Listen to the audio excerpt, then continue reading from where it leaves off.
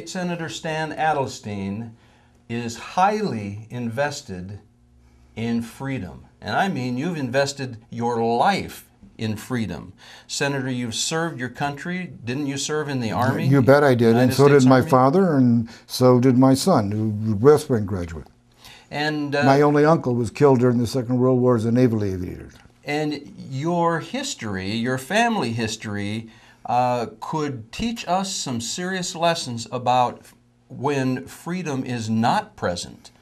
You know, you and I have had some conversation, and I've seen the passion and the patriotism rise up in you, and I wonder if you'd be willing to just share with our viewers something about where you see our country coming from, where you see us today with respect to freedom, and where you see us going. We come from the most enlightened age of the world. How 200 years ago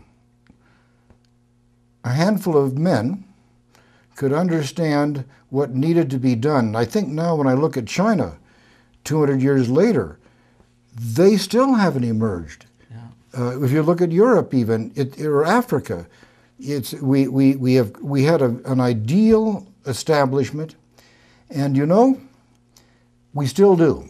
Because enshrined, and I mean enshrined, in that magnificent Constitution, maybe with some bending and twisting and changes and amendments, we still have a guide to how human beings are meant to behave.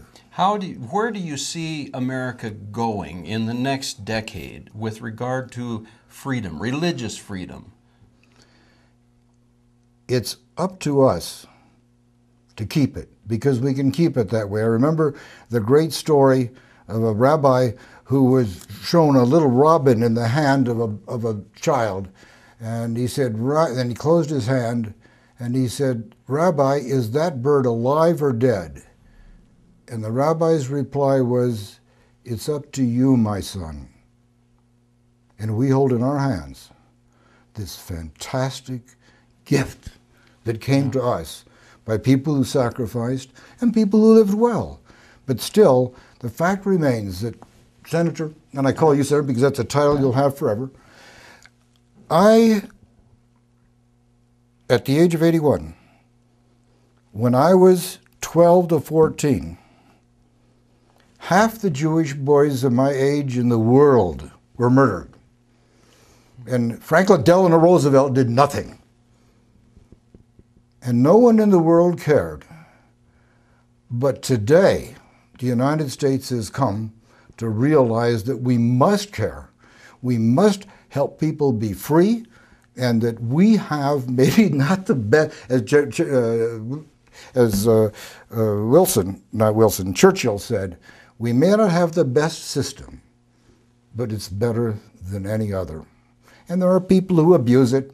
I don't care for much how this president imposed on us, quotes, Obamacare by violating every process, whether it be the mutual agreement in the House and Senate. They never had even a conference committee, by making deals, like with the senator from Nebraska, to exempt his state from paying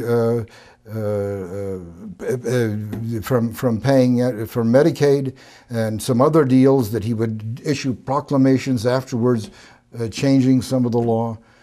But nonetheless, we've risen above that kind of people frequently in the past. It's up to us, my son, what will be in the future.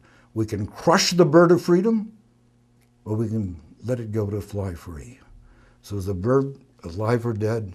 It's up to you and me, my friend. That's a challenge. And I would believe, and I would assert that whether freedom lives or dies hangs in the balance of whether we're willing to stand on principle or whether we're willing to compromise in some kind of bipartisan effort to trade away our freedoms in America.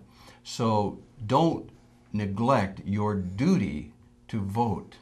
And when you do, vote for freedom.